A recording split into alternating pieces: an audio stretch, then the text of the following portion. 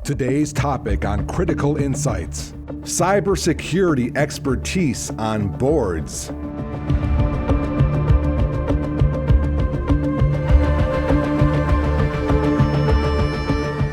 How does having a board member with cybersecurity expertise influence the strategic decisions and risk management of an organization, especially with the increasing prevalence of cyber threats?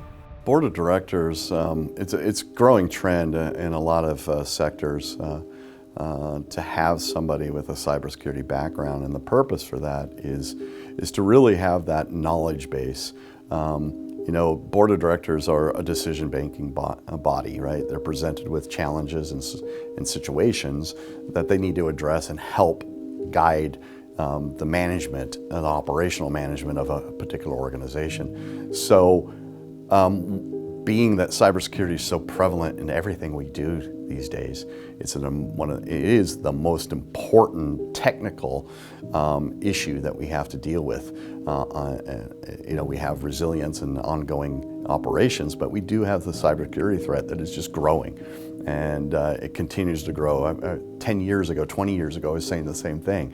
It doesn't stop, right? So an informed board only could happen if you have somebody with cybersecurity expertise to be able to provide that information. You may be able to get bits and pieces of it from your operational staff, your cybersecurity leadership in your organization, but you need a translator, right? You need somebody that's really good at translating those detailed cybersecurity issues into conversations that make sense at a board level. Most boards are made of not super technical people. They're more financially consideration. They're people that have built organizations and they're there as an advisory position, so they need advice on how cybersecurity impacts that business or their decisions.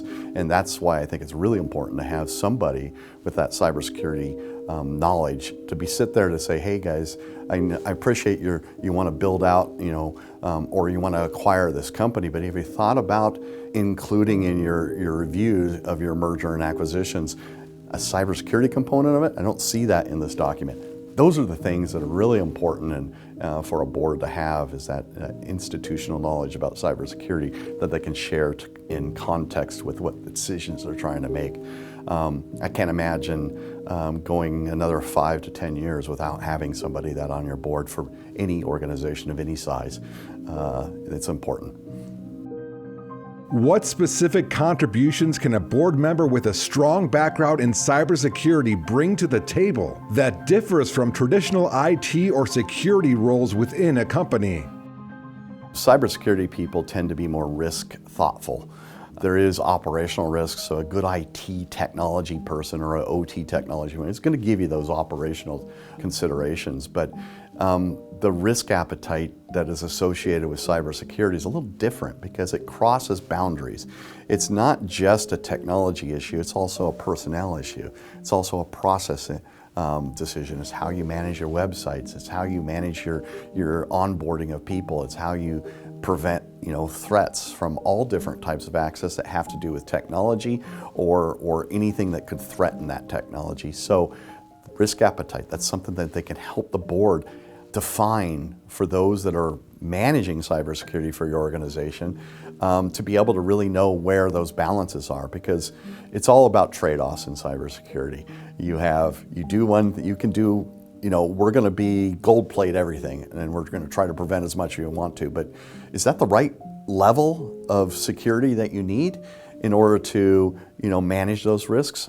I don't know. But a cybersecurity expert can really take that input and translate that into a conversation for the board to define risk appetite. I think that's a really important aspect. They can also help, overall with just general awareness. Boards need to know what are these upcoming threats and why it's important.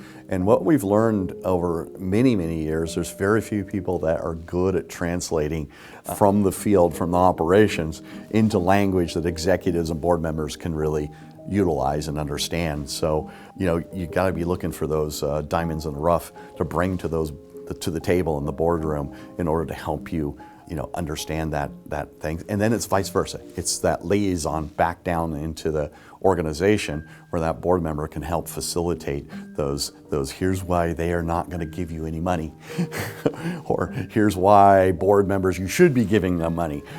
Those type of conversations. So I think it's essential that that conversation happens, and that's what they can bring to the table that really matters. With the rise of sophisticated cyber threats like killware, what should be the key considerations for a board when integrating cybersecurity expertise into its governance structure? As far as our governance structure, they need to have somebody that is helping oversee the assessments that they're doing in the operations side of the house, in the organization. What are they doing to mitigate these risks or remediating them? How are they know about these threats and vulnerabilities? That's what they need built into the governance part of it. They do financial reviews. They always have a committee that's in charge of financial oversight of something. They need somebody that is not just IT or technology oversight. They need somebody that's cybersecurity oversight, that is looking at that with that lens. And that's what you need to build into that governance model. I've been around a long time, been involved in a lot of organizations where the dollars associated with cybersecurity are significantly lower than the IT department, and then the IT department's significantly lower than any other business unit. If you're going to build, let's say you're going to build a $500 million tower, right? And you're going to have all these technologies managed in this tower. It's a very important tower. I don't know what it's doing, but it's got tenants in it, and you got all these wonderful things. And we're going to invest $500 million into that. And if your budget's $50,000 for a vulnerability assessment, are you getting the best out of that? You're really investing in cybersecurity? You need that board member to be able to have that governance structure to really insist that we need to do a really good assessment. And another part of this is cybersecurity goes hand in hand with physical security.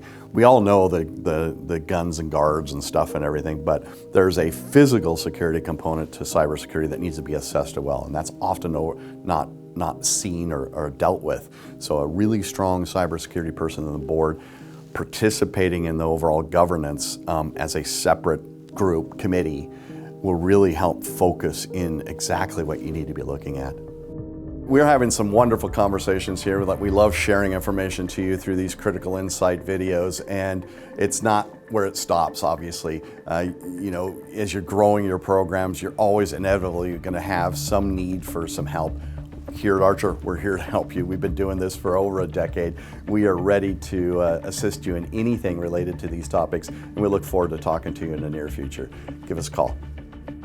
If you need assistance protecting your critical infrastructure, reach out and contact Archer today.